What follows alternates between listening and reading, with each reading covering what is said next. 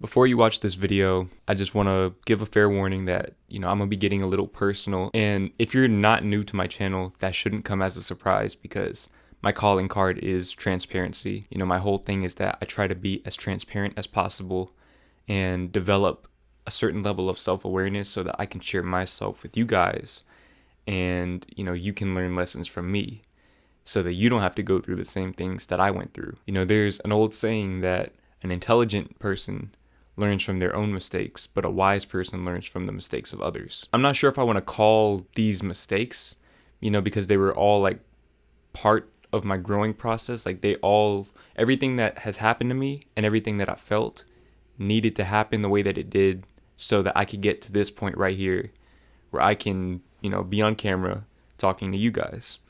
So in a way, I do appreciate everything that I've went through because it made me a much stronger person.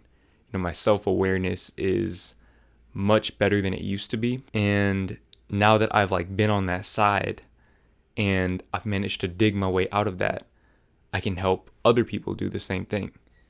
So, I know that out of all of my subscribers, I'm sure there are some people that are going through depression, that have gone through depression, or knock on wood, will go through depression. So, I want this video to be something that can bring a sense of comfort. And I also want to provide some practical advice for how I overcame my depression. Now, I think I actually made a few videos about depression before and my experiences, but I want to tie them all together because I feel like they were kind of segmented for different parts of my life. So this is going to be tying all of those videos together. This is from the perspective of having that self-awareness, having that certain perception of myself to be able to look back and see why things happened the way that they did. But anyways, I'm gonna go ahead and start off with some background on myself. When I was a kid, I didn't really deal with depression, but I had problems with confidence. And this is about as far back as I can remember. I don't really know why that is. I don't know if maybe something happened to me that I just don't remember, or maybe it was just past life trauma. Whatever it was, I was obsessed with other people's perceptions of me. And when you get into that state of mind, that state of being, somebody can make you or break you with just their words. You become extremely vulnerable. And, as a man, you're kind of conditioned by society to suppress your feelings and not embrace that side of yourself that needs to be embraced, that vulnerability that you need to expose yourself to and be aware of. A lot of times that is just rejected. And I think that's why the suicide rates are much higher amongst men than amongst women. But, anybody is subject to depression. Anybody is subject to confidence issues. But yeah, I had really, really bad confidence issues. And it wasn't just anything in particular. It was just in general. I never wanted to be myself. I was always trying to think of how I can be like someone else to, either get girls or get money or just whatever. I felt like I had to be somebody that I'm not in order to get those things. And so I grew up not really knowing who I was. As a kid, my confidence issues were already pretty bad, but as I got older, they got worse and worse and worse. Because I would look around me and, in school, they give you this pressure to figure out what school you want to go to, figure out what job you want to work at, all that type of stuff. And I felt like I couldn't relate to any of that. None of that was appealing to me at all. And so I didn't really take much time to study it for the longest time. And so come around junior, senior year, everybody is kind of secure in what they want to major in, or at least that's what it seemed like to me. In hindsight, a lot of them were probably just as unsure as I was, except they just kind of gave into the pressure. But me, I think it was part just me being rebellious and then part, me being lazy. I didn't really do the research that I felt like I needed to do to decide, what I wanted to do in life. And so around senior year, that's when I started to kind of panic a little bit. And I started doing a lot of research on different things. And For those of y'all who don't know, I graduated early. I graduated a semester early. So I had extra time to contemplate what I wanted to do. And it's like I would spend like, hours at a time researching different majors, different schools, different professions, and like none of them piqued my interest at all. So I'm thinking like, okay, I'm like 18 and I'm about to go to college and potentially spend tens of thousands of dollars, and I don't know what I'm going to get out of it. And that's scary, especially when you don't have a passion for it. I didn't like school. I didn't want to go back to school. This is something I've never really told anybody, but when I left high school, I knew from that moment that I didn't want to go to college. I just really wanted to, make my parents proud and make my family proud. And I felt like, it was what was expected of me. I was like a smart kid, but I just didn't like school. But anyways, I spent like that whole summer, 6 months. Okay, it was a 6-month summer for me, trying to figure out what major I wanted to, to be in. And I came up empty. And so I withdrew my enrollment from my dream school, which was UT Austin, which, like I said, in hindsight, I really didn't want to go there. I just felt like it was what was expected of me. But I withdrew my enrollment from there and I decided to go to community college. Now, I'm going to just like throw this in here as well. A lot of people know that I've never had a girlfriend. And, as a kid, I just wasn't really interacting with girls that much at all. And so I told myself that in college, I wanted to change that because, at this point, my confidence is still low. And, I'm looking for validation and love from external sources. I'm looking for somebody to love me in the way that I should be loving myself. But, I go to college, community college, and, I don't meet any girls. And so that's like already bugging me. That was like one of the only reasons why I even went to college at that point. I'm like there by myself. I didn't really have any friends in any of my classes or anything because a lot of the people were like in their 30s. Or 40s, they got families, they got jobs. I wasn't really making any friends. And at the same time, I had been out of school for 6 months. So I had to kind of get back in the flow of things.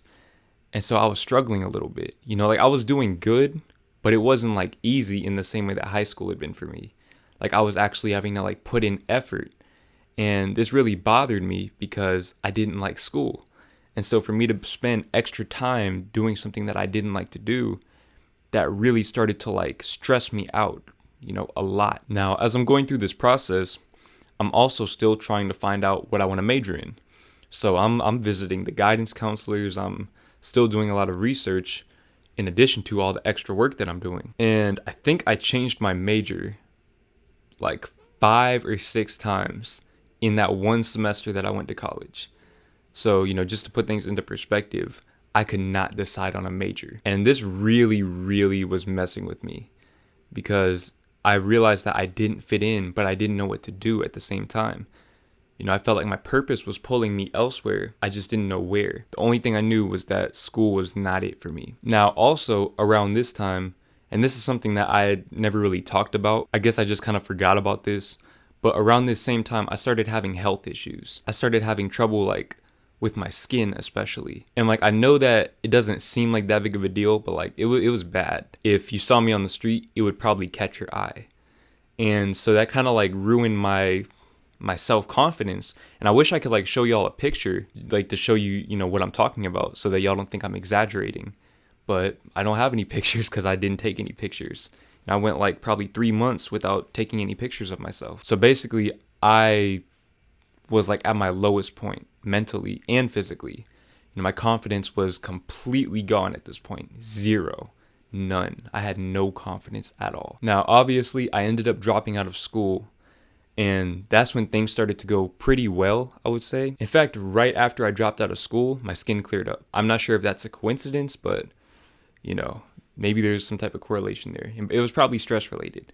But anyways, I'm going to skip ahead because from the time that I dropped out of school, I was doing fine. Okay, I thought that like I had completely healed from my depression. What had actually happened was I had started to gain confidence, but it was all in my looks. Doing those public interviews, talking to girls, doing like the Tinder Tuesday videos. Like once I figured out that people actually find me attractive, my ego didn't know how to handle that. And my confidence went up as a result, which is good, but my confidence was completely based on my looks. I still had no confidence in like what I was doing. By this time, I was already making videos, but the videos I was making didn't give me a sense of fulfillment. At this point, I was just trying to make something work. And at the same time, I was working at a job that I didn't really like. And I mean, it's not the job, it's just I don't like to work. I don't like to work for people. And so that was kind of bothering me. And, like I said, my confidence was all based on my looks. So it would fluctuate very heavily. Like if I woke up and I looked in the mirror and I saw like any imperfection on my face, if I had like a pimple, like my confidence was completely gone. And, I know like this all sounds very vain, but I'm just keeping it real with y'all. Like I was kind of self-absorbed and conceited, but at the same time, there was that part of me who like knew that looks don't really matter that much. So it's like there was this weird internal struggle. And I know it sounds kind of confusing, which is good because now you kind of understand how I felt at the time. I was very confused. I didn't know who I was. Now, I can't pinpoint the exact moment that I became depressed again, but I want to say it was around December of 2019. I started dating probably October of 2019. Like that was like the first time I ever started dating girls. And, I just had like a couple of failed attempts and it kind of bothered me. It kind of shot my confidence down a little bit when things didn't work out. And like looking back on it, like, I didn't really do anything wrong. It's just, I wasn't compatible with those girls. But for me, I felt like I just wasn't good enough. And that really messed with my confidence. So in December, my mental health was starting to go back down again. And the best way I can describe it is like I was just falling. And I needed something to grab onto. I didn't know what it was, but I needed something. And in January, I found that something. And I've talked about this girl so much. I don't think that it's really necessary for me to talk about her in this video because I made a whole other like 15 to 20 minute video about that. It's called What Heartbreak Taught Me if you want to check that out. But basically, I met this girl and we hit it off really, really well. But she kind of caught me at like the right time and the wrong time at the same time. I feel like I needed to meet her and go through what I went through to kind of force myself to realize that I have to take my happiness into my own hands and I can't be like, putting that on other people. But like at the same time, she came into my life and she gave me some of the tools that I still use to this day and some of the tools that I'm going to share with you guys that you can use. So in that way, like that whole situation was kind of like the turning point for me. But at the same time, it was like the bottom. When I met this girl and I basically developed a dependency on her for my happiness and things didn't work out, it really kind of like shook me up a little bit. That was like probably the lowest I had ever been my whole life. That was my breaking point, like my actual breaking point. And it literally broke me so bad. And like I said in other videos, like it wasn't her. Like she didn't do that to me. I did that to myself. Things just had to happen the way that they did. And I'm thankful that they happened the way that they did. But that's kind of when I hit my breaking point and I started my spiritual awakening as a result. And that's going to be a completely separate video. But I started to have a spiritual awakening as a result, which was very, very intense. These past few months for me, like from March to now, I'm recording this in June. I'm probably uploading this in July. But, these past few months have been very, very intense. That's the best way I can describe it. But I feel like I'm at a point right now where I'm finally comfortable in my own skin. And, I'm happy.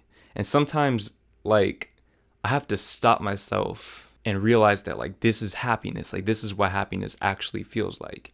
Because there were like some months where I did not feel happiness at all. But anyways, like I said earlier, I'm going to give you guys some tips that I used to overcome my depression. Everything is in hindsight. So, this is coming from the point of having healed my depression, like really healed from all the trauma that I've been through in my life. So the first tip I would say, and this is probably the most important tip, is to express yourself. Now, this can be done in a lot of different ways. I know that talking about your depression to people can be very, very uncomfortable. To this day, I do not like to talk about my depression to other people. Like, it's kind of different, talking to a camera because I'm in the room by myself. But I don't really like to hold conversations about that part of my life. And it's not that I don't accept it, it's just that it makes me uncomfortable to talk about. I just want to enjoy my happiness, but express yourself. Even if you don't want to talk about it, write about it. Turn it into art, start painting, make music.